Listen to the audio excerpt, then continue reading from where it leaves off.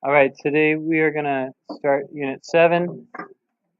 I'm going to introduce you to circles and the equations of circles, how to write an equation, how to graph an equation of a circle.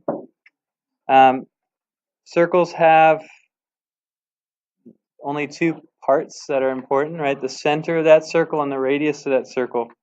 And the definition of a circle, you want to know what that is, and that's right here. It says a circle is a set of all points in a plane that are a distance r, which is your radius, from a given point, which we call the center of that circle.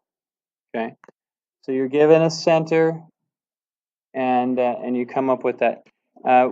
In order to work with this definition, we're going to have to be able to find distances between points. And there's a distance formula that you guys have looked at in the past, and I'm going to remind you of what that is. So if we have 2 points, say x1 comma y1, and another point x2 y2, and we want to find the distance between those 2 points, let's call that d for distance. Well, what you can do is form a right triangle with vertical distance and a horizontal distance, and use something called Pythagorean theorem. So if we say this distance here is a, and this distance here is b, we know that a squared plus b squared, I'm going to use d because d is for the distance, but you guys know it as a squared plus b squared equals c squared. Okay. Now, that a is the distance between x1 and x2. So another way to write an expression for a would be x1 minus x2, or I'll do x2 minus x1. That's the actual length of a here. And for b, we could do the same thing. It's the difference, it's the height, or the difference in the heights, y2 minus y1. And so we could substitute those in for a and b, and it looks like this. x2 minus x1 squared, that's my a squared, plus y2 minus y1 squared, that's my b squared, is equal to d squared. And then if I take this, I want to solve for the distance, so I want to get rid of the d squared. I want it just to be d, so I take the square root of both sides, and it looks like this. So the square root of this big piece, x2 minus x1 squared plus y2 minus y1 squared is d. And that's what we call the distance formula.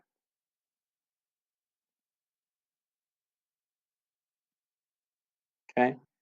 This distance formula is going to be important for both topics. This unit's on 2 topics, circles and parabolas. And this distance formula is going to come up a lot in both those topics. And so if you don't have this memorized already, something that you're going to want to memorize. But I just showed you, it comes from Pythagorean theorem, but this is how we apply it to points. Okay. So if I have a circle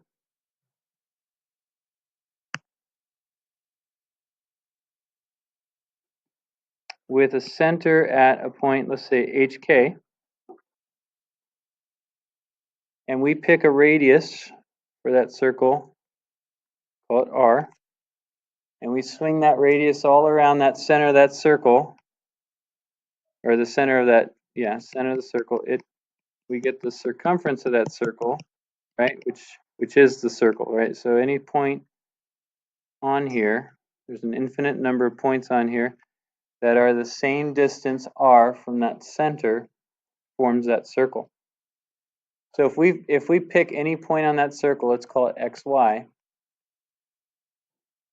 we know that point is a distance of our radius from the center. And so we can apply that distance formula to the circle. And if I do that, it's going to look like this. So the distance between the x values, so I'm going to go x minus h squared, underneath the square root, and then the difference of your y values, so that's y minus k squared, is equal to my radius, which is r. Right? Because the radius is that distance between the 2 points. And so I just applied the distance formula now to the circle. And that's one form of the equation of the circle. Typically what we do is we get rid of the square root, so we don't have that. And so if we square both sides, we get x minus h squared plus y minus k squared is equal to r squared. And this is what we call the formal equation of a circle. Okay, and it comes directly from that distance formula. And the way we read that is our center is going to be what? Well, you could look at the circle. What's the center? HK. But do you see h and k in our formula? Right? You see x minus h squared, and you have a negative sign in front of that h where our center has a positive sign in front of it. So that means if you look at the equation and say we had a x minus 2 here, right? Then our center would have a positive 2 here. So it's just saying switch the sign. If I had a positive 2 in the equation, I'd put a negative 2 here. So it's the opposite. And same idea with the k. So if I had a y plus 7 here squared, then I would change the sign and make it a negative 7 here for the center. So that's the relationship between our equation and the center we're using. And for our radius is r.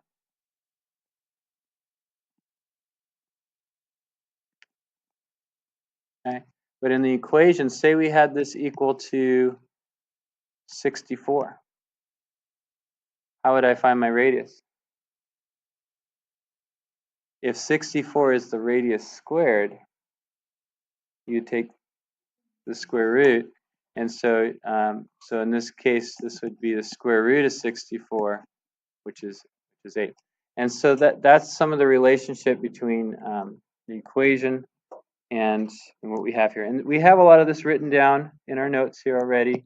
In this part right here, it says the standard form of the equation of a circle is given, and that's what we derived. But I just wanted you to see the connection between the distance formula and this equation. All right, so let's look at our first example. We're asked to write the equation of the circle with the given information. The circle is shifted from the origin 4 units left and 6 units up, and it's got a radius of 7. Okay, you write that equation. I'm working on my annotation here. Okay. Yeah.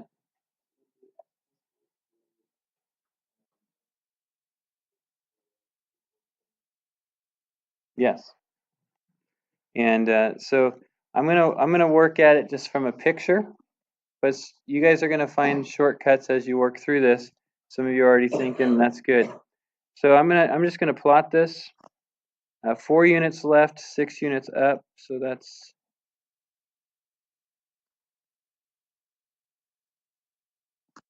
here's the center of my circle.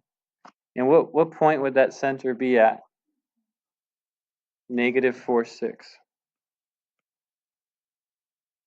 Okay, and then the radius is 7, and so I'm gonna go a distance of 7 out in every direction and swing that thing around here. I'm gonna create this large circle here. Okay, sorry that doesn't look like a perfect circle, but you guys got the hang of it. And so if we pick any point on that circle, on the circumference here, it's a distance of 7 from that center.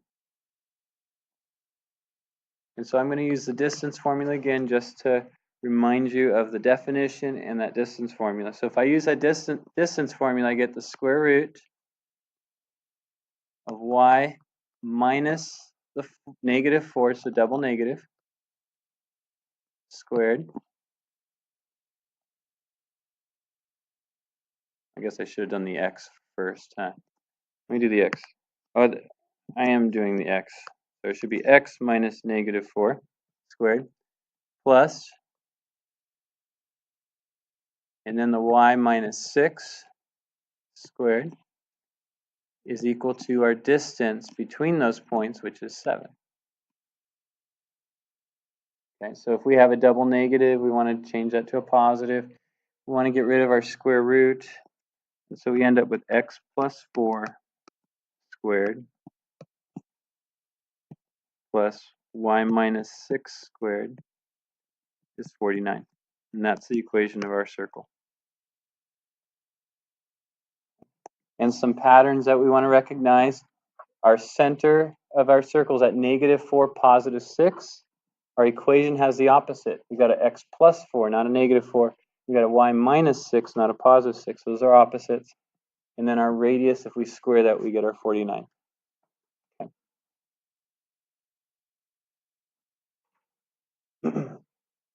So the next example here, we got a circle shifted from the origin 1 unit right, 3 units down, with a radius of 2 square root 5.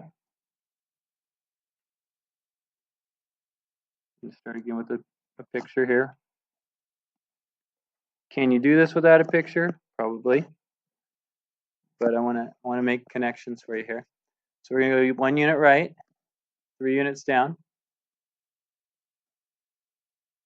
So that's the center of our circle, and that's at the coordinate 1, comma, negative 3. And then we have a radius of 2 root 5. So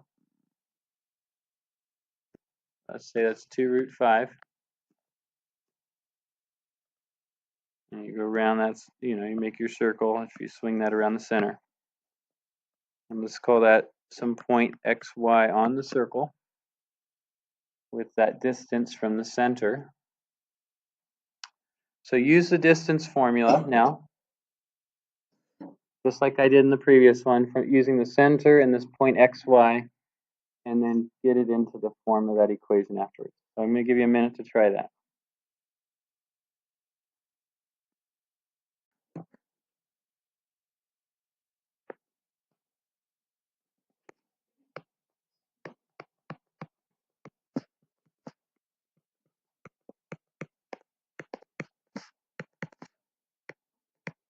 So this is what it should look like when you plug it into the distance formula.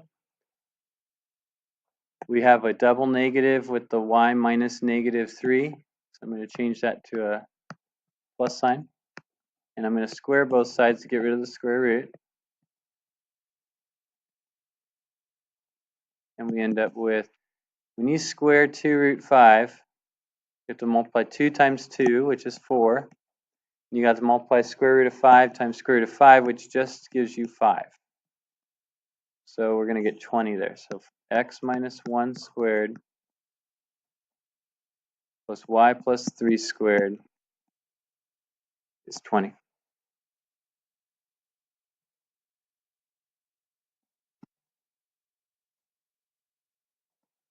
All right. The next question is, again, helping us understand a little bit about circles. And it gives us an equation of a circle. And it's asking, it also gives us a point and saying, hey, is this point inside that circle, on the circle, or outside of the circle? Right? So we have 3 choices. And you can graph this, but sometimes the point is so close. Our graphs are not perfect. As you see, my circles don't look perfect. And it's hard to get a perfect circle with certain lengths, especially the radius. What's the radius of this thing? It's the square root of 17, which is not a whole number, so it's hard to even draw that radius, right? So there's a way to figure this out without having to do that. And so first, let's just state what the center and radius are. Okay, by looking at the equation, we can work backwards and get the center. Remember that pattern, it's the opposite of what you see here in x, it's the opposite of what you see here at the y. So what would our center be? Negative 2 and a positive 3. And our radius is going to be the square root of 17. Okay, because this is, the 17 is our radius squared, and we want to take the square root to get that radius. And the square root of 17 is between what two integers?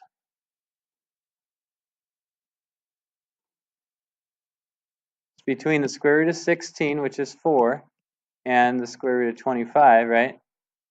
Which is 5. And those are 16 and 25 are the perfect squares that we know that 17 falls in between. And so if we had a calculator and we typed in square root of 17, we get 4 point something, right? And it'd probably be closer to 4 than 5 because 17 is closer to 16. That's all we know without a calculator. But we want to know, okay, where does this point fall? Now, if 2, 4 is on the inside of the circle, what can you tell me about the distance between 2, 4 and negative 2, 3? Is it going to be bigger than square root of 17 or smaller than square root of 17 if it's on the inside of the circle? It'll be smaller, right? Because if you have a circle, right, and here's your center, and the square root of 17 is this distance, if you pick any point in that circle, say this point right here, and I look at this distance, it's got to be smaller than square root of 17. If you pick any point on the outside of the circle, and I find the distance from the center to that point, then it's got to be bigger than the square root of 17. And then if I pick a point, any point on the circle, then the distance from the center to that point is going to be exactly square root of 17. So how can we figure out where 2, 4 is? Let's find the distance between 2, 4 and our center, and then compare it with the radius. So the distance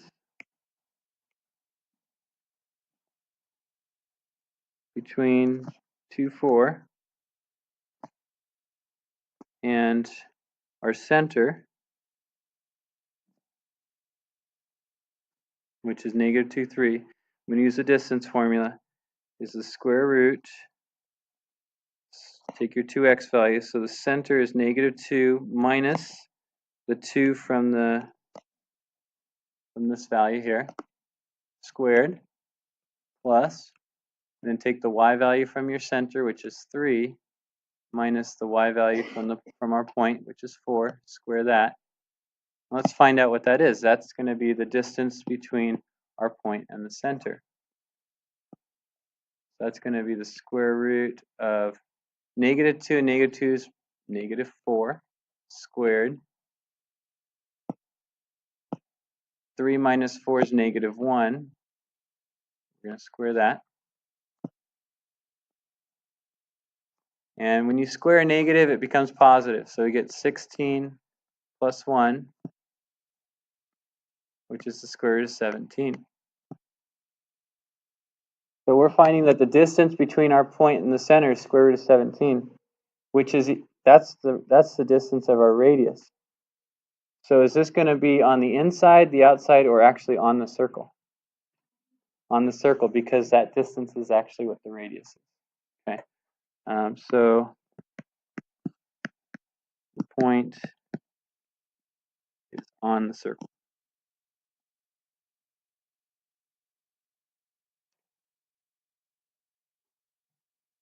We're going to try that again with negative 1, 0 in a different circle.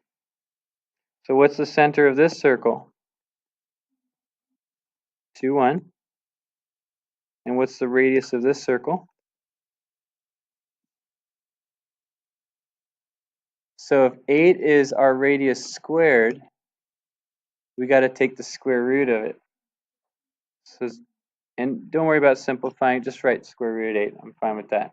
You could simplify that to 2 root 2, but square root 8 is fine with us right now. Okay. So we want to find out what's the distance between negative 1, 0 and the center.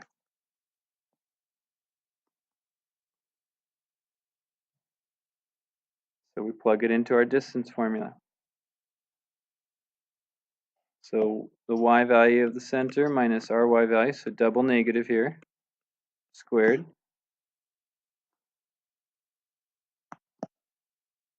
sorry, I meant x value, and then the y value of our center minus the y value of our point squared, and that's our distance.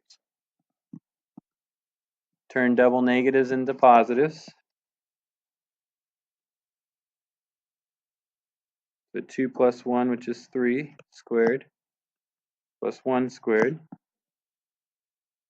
That's going to be 9 plus 1, which is 10. So this is going to end up being square root of 10, which is bigger than our radius, square root of 8.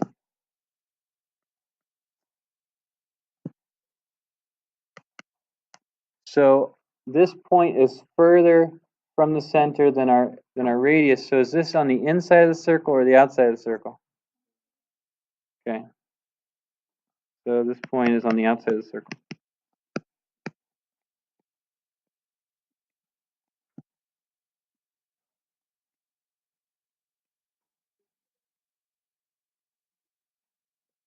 Okay, try that one more time on this next point.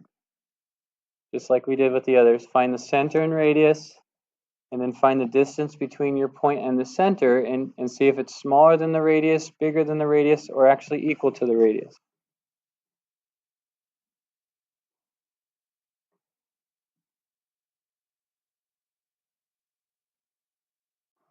All right, so what are we getting here? Inside, outside? Inside. Barely, but it's inside. Because we find the distance between our point and the center, and we get a distance of 5, which is the square root of 25. And our radius is the square root of 26, which is a little bit bigger than 5. And so our radius is bigger than, or the distance from our center to the circle is bigger than the distance from our center to this point. And so we say the point is on the inside of the circle.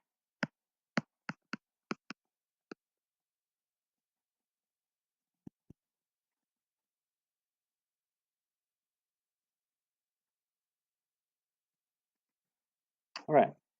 The next part here, we have some equations that we want to graph. They're all written in the form that we want. And the first one is the easiest one to graph because the radius comes out to be a nice number. So what's our center? -3 and a +5. Switch those numbers. And our radius is the square root of 4, which is 2. Don't forget to take the square root. So when you're graphing this, you start with the center. You plot -3, 5. And then you go 2 in each direction. So 2 to the right, 2 to the left of the center, 2 above and 2 below. And then try to draw a circle that connects those points.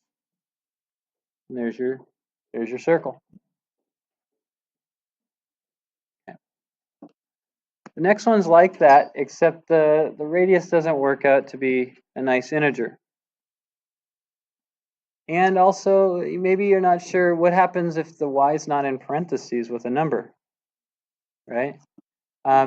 So our center here is going to be what? What do you guys think? X is with -6 squared, so we're going to put a +6. Y is not with any number, so we're going to put a 0 because it's not translated above, up or down. So that's our center, and then our radius is what? Square root of 12. So when we're graphing this, you're going to have to decide between what two integers is the square root of 12. And so you're thinking of perfect squares, one a little bit smaller than 12, one right above it. So you should get square root of 9 and square root of 16, which is 3 and 4. Sorry. So our square root of 12 is 3 point something. And when you're graphing, hey, as long as it's somewhere between 3 and 4, right? So you plot your center 6, 0, and then you're going to go to the right a little bit more than 3. You're going to go to the left from the center, a little bit more than 3, and above and below, and then make that circle. So let's plot that.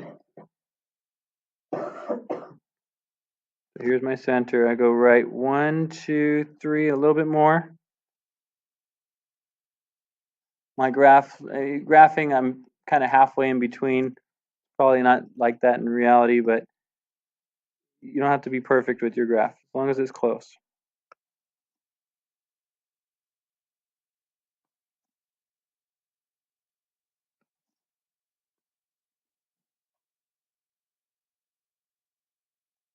And you got your circle.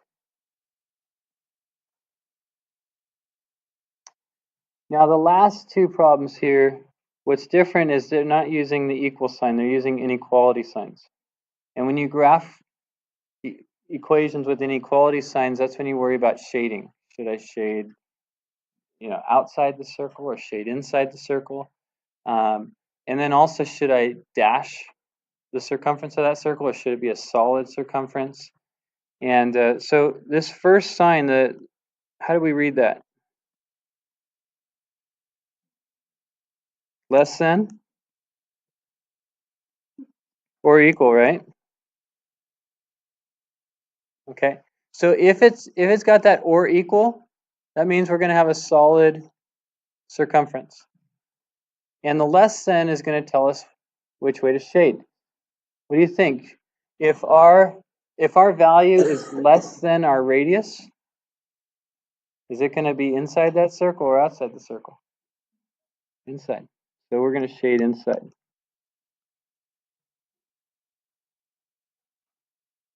Okay. So that's the extra part. You got to read that sign, and everything else is the same. You still get the center and the radius. So here our center should be 3 and -4. And our radius should be the square root of 9, which is 3. And then we go and find that center. You always start with the center.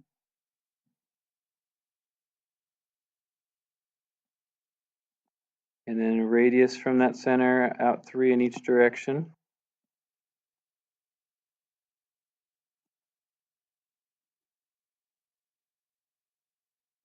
And we get to do solid circumference. Sometimes there'll be a dashed circumference, but here is solid.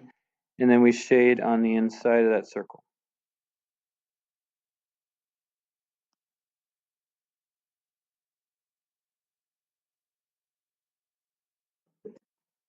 All right, and then our last graphing one here.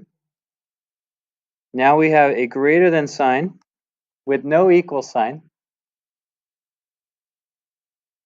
So what does a greater than sign tell us to do? Shade outside the circle. And because there's no equal sign, we're also going to dash the circumference. Okay. So center is what? Okay, there's no x value, so we put 0, and there is a -1 with the y, so we put a +1. And the radius? Square root of 25, which is 5. Good. Okay. So 0, 1, and going 5 in each direction.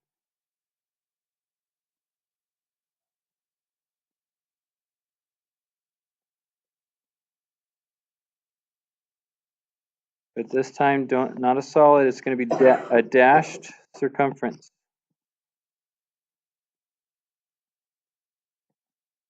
And then we're shading on the outside.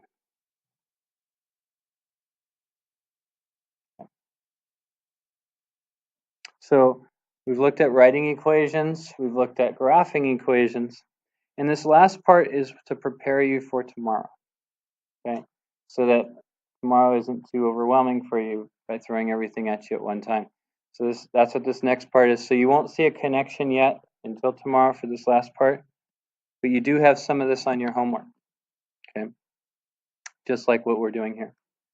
And this is something, this next part here, we call it completing the square.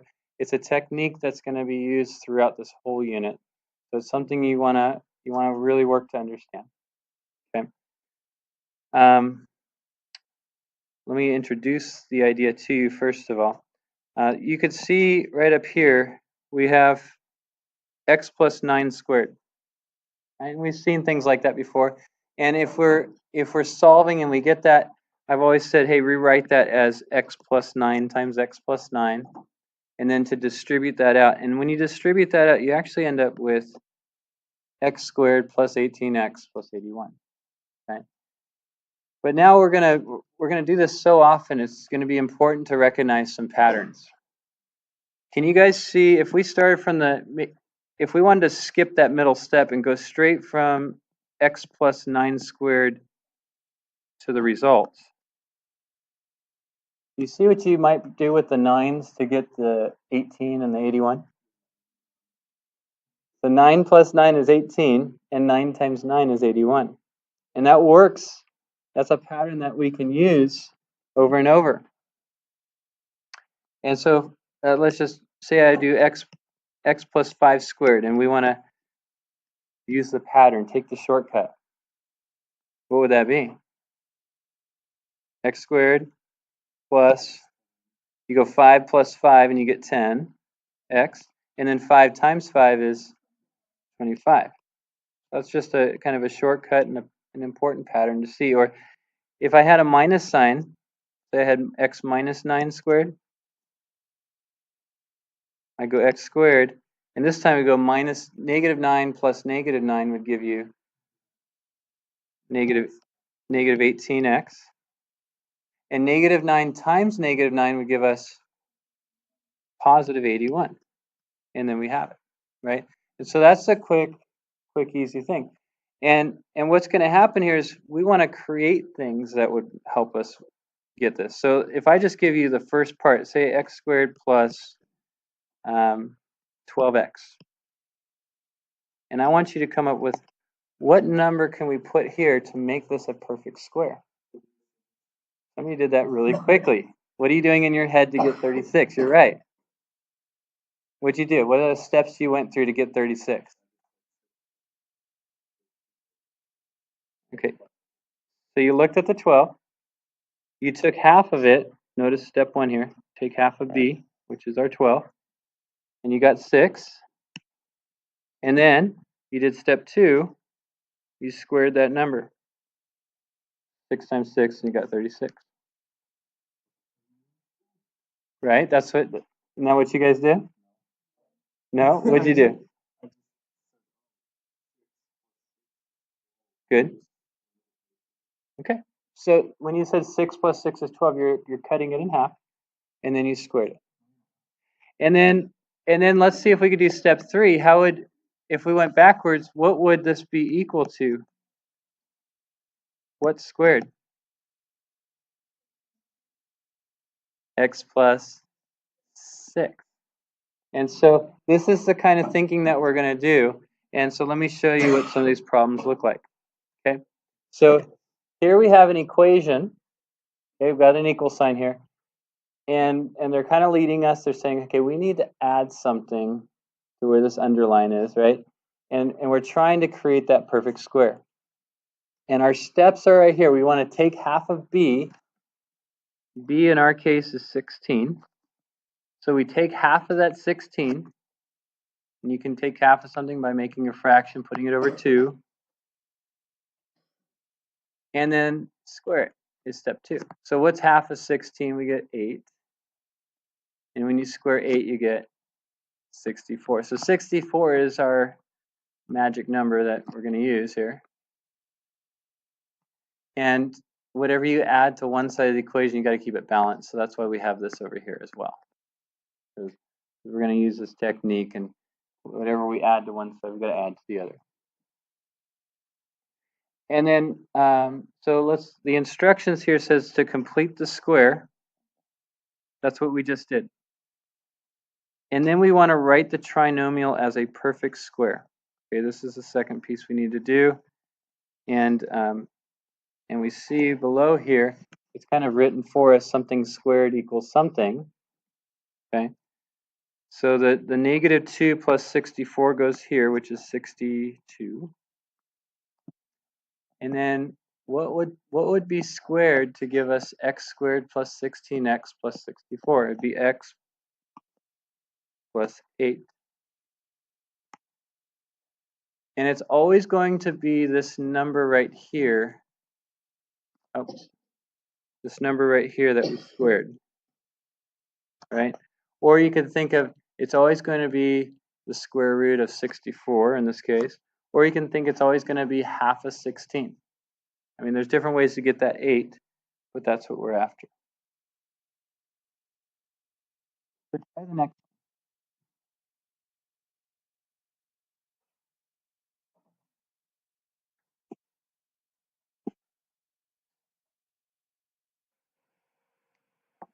All right, so on this one, to come up with that magic number, we take b. B is -3, and we do those first two steps. We cut it in half, and we square it. So I take the -3, I cut it in half, I just make a fraction like that. Because 3 is odd, an odd number, and we're not going to be able to evenly cut that in half. So I just leave it as a fraction, and I need to square the fraction. When you square the fraction, you're just going to multiply -3 times -3, which is 9, and 2 times 2, which is 4. So you're going to get 9 over 4. Okay, that's the number that we need to multiply, add to both sides. Okay, and then we want to factor this. So this whole thing's going to factor to x. Should it be minus or plus? It's going to be minus, and the way we can tell is because there's a -3y. If you have a minus sign in that middle term, you're going to have a minus sign in your factorization. And then what number do we write next? It's the number that you squared. So not the 9 over 4, but the number before that, the 3 over 2. That's the number we always use here. Okay. And you could check it. If I multiply that with itself, I get the 9/4. If I add that with itself, -3 over 2 plus -3 over 2, what do we get? You get that -3. You get -6 over 2, which is -3. Okay, and then this last part, we're going to have to add the 1 plus 9 over 4. And to do that, we need to change the 1 to 4 over 4, get a common denominator. And 9 plus 4 is 13 over 4. And then we have it.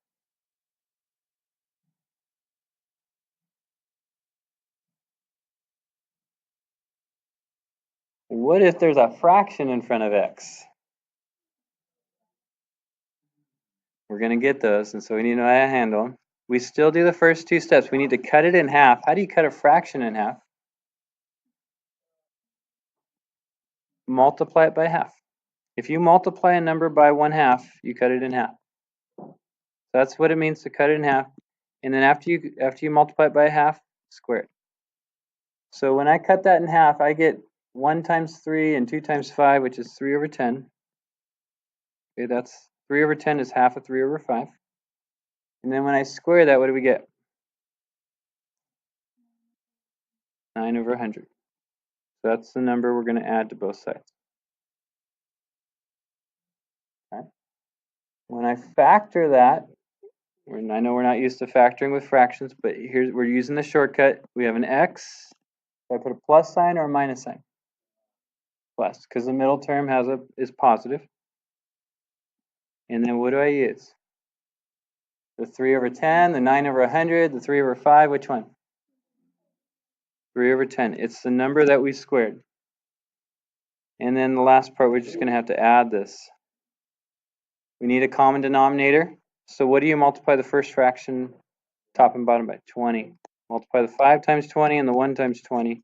You get 20 over 100 plus 9 over 100, which is 29 over 100. Okay. So this is a skill that we need to develop through this unit. It's a necessary skill to do well on the sections to come. Okay. Last part here. It's really the same thing, but now they're taking away the helper part where they're not giving you the little underline on both sides of the equation. Okay. So they want you to write it in this form. Something squared equals something. So we need to complete the square. We want to go through this process to create that. So I'm going to rewrite it, put the underlines myself on both sides of the equation. We've got to figure that out. And it's just what we did before. And this one's going to be nicer because it's an integer and it's even. So you guys tell me, what do we add to both sides? 25, good. Because we take the negative 10, we cut it in half, and we square it. And if you can reduce that, reduce that. So that gives you negative 5 squared, which is 25. So I add 25 to both sides. And then this part, use the shortcut, is going to factor to what? X minus or plus? Minus what? Good. And then the right side's going to become 23. Good. If you can do that process, that's good process. Do the last one. I'll set you up. Move that 11 over. And then it's just like the one we did. Finish that up. I'm going to do it right now.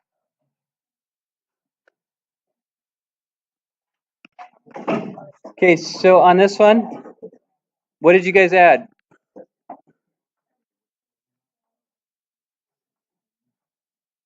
16 is the magic number to add to both sides. You take half of 8 and square it. So 16 and 16. When we factor this side, it becomes x plus 4 squared. We add the right side, we get 5. And so that's what we wanted. There you have it.